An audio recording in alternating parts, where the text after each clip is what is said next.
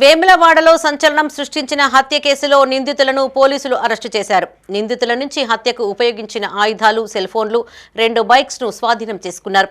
Vemulawada police స్టేషన్లో ఏర్పాటు చేసిన మీడియా సమావేశంలో ఏఎస్పీ శేషాద్రి రెడ్డి కేసు వివరాలు మీడియాకు వెల్లడించారు. రాజన్న సిరిసిల్ల జిల్లా వేములవాడలో ఇటీవల జరిగిన హత్య కేసులో నిందితులను పోలీసులు అరెస్టు చేశారు. పట్టణ పోలీస్ స్టేషన్లో ఏర్పాటు చేసిన మీడియా సమావేశంలో ఏఎస్పీ శేషాద్రి రెడ్డి నిందితుల వివరాలు వెల్లడించారు.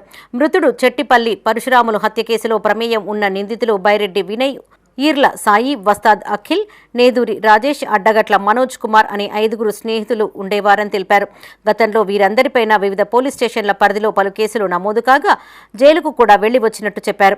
కొద్ది రోజులుగా 5 నిందితులపైన పోలీస్ స్టేషన్లో గంజాయి కేసులు నమోదు కావడం, పోలీసులకు పరశురాములే సమాచారం ఇస్తున్నాడని అనుమానంతో ఈ హత్యకు ప్లాన్ చేసినట్టు వివరించారు.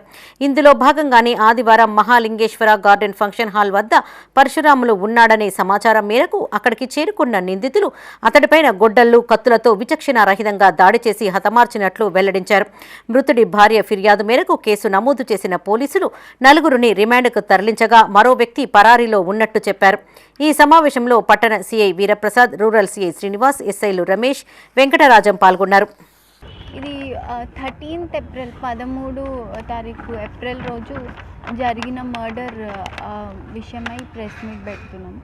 సో ఇది వేములవాడ 2 బైపాస్ రోడ్లో గల మహాలింగేశ్వర ఫంక్షన్ హాల్లో ఒక అతను పరశురాములు అనే వ్యక్తి చంపబడ్డాడు.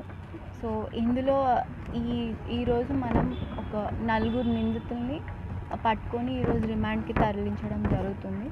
ఆ 4 బైరెడ్డి వినయ్, ఈర్ల సాయి, వస్తాద్ అఖిల్ అండ్ నేదూరి రాజేష్.